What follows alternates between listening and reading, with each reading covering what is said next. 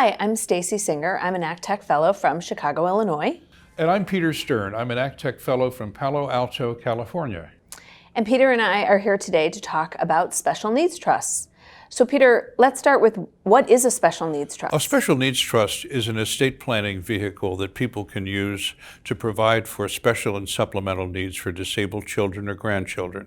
Okay, so why would someone use a special needs trust instead of some other kind of trust? Well, in the old days, parents would come to me as an estate planner. They'd ask me what to do about my disabled child. I don't want to leave any money to her because it'll be wasted. And I said, well, no, that's not the right approach. We have something we can put in your estate plan, a special needs trust with someone to manage the money for your disabled child. So your disabled child can keep her public benefits and have somebody competent manage her money. Okay, so are there different kinds of special needs trust, or is there just one form of it? Well, there's essentially two categories of trust. One would be the kind I was describing right then, that a parent or grandparent would set up. It would be part of the estate plan. The parent would leave money to the 3 children, but this way the money for the disabled child goes into the special needs trust. Okay. Also, there's another kind called a first-party trust. This would be a special needs trust set up by the disabled person, him or herself, or by a parent for the person, but it would hold the disabled child's money, perhaps a windfall, an inheritance, or a personal injury settlement.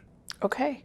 So couldn't you just leave the money directly to the disabled person? I mean, this seems awfully complicated. Well, you could, but of course that's the problem. If you do leave the money to the disabled child and the disabled child is on public benefits, many of these benefits are means tested. That means the government looks at what kind of income or assets that person has. So if you leave a large sum of money to a disabled child, the child might lose Medicaid or some other public benefits. Also, lots of people aren't really able to manage money. They don't have to be disabled, by the way. Very, ordinary people can't manage money. But for the disabled child, the management can be taken over by a trustee to make sure it's managed properly. Okay. So what are some of the issues that a parent or a grandparent would need to consider when they're creating one of these trusts? Well, the first consideration, how much should we put in? What are the needs of the disabled child? And that requires a bit of work to figure out. Also, who we select as a trustee and how we deal with the government going forward if there are public benefits involved. So you mentioned choosing a trustee. So how do you decide who should act as a trustee? Oh, it's a very good question. Parents often want to name the brother or the sister to be in charge for the child. But, first of all, that person might want to have a more normal relationship with his disabled sibling. Also, it's wearing. It really wears a person out to do this. And often it's a good idea to go for a professional. If there's a large sum of money, perhaps a corporate trustee or a professional fiduciary to manage the money.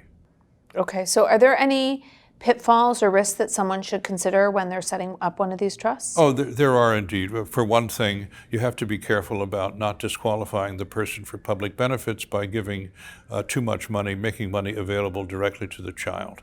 Also, you have to give good instruction to the trustee to be able to follow what the needs of the child are, and often that's not done in these trusts. Those are the major considerations we have and the problems. Well, Peter, this has been incredibly helpful and I think very valuable. Thank you so much. Well, you're welcome. I was happy to do it.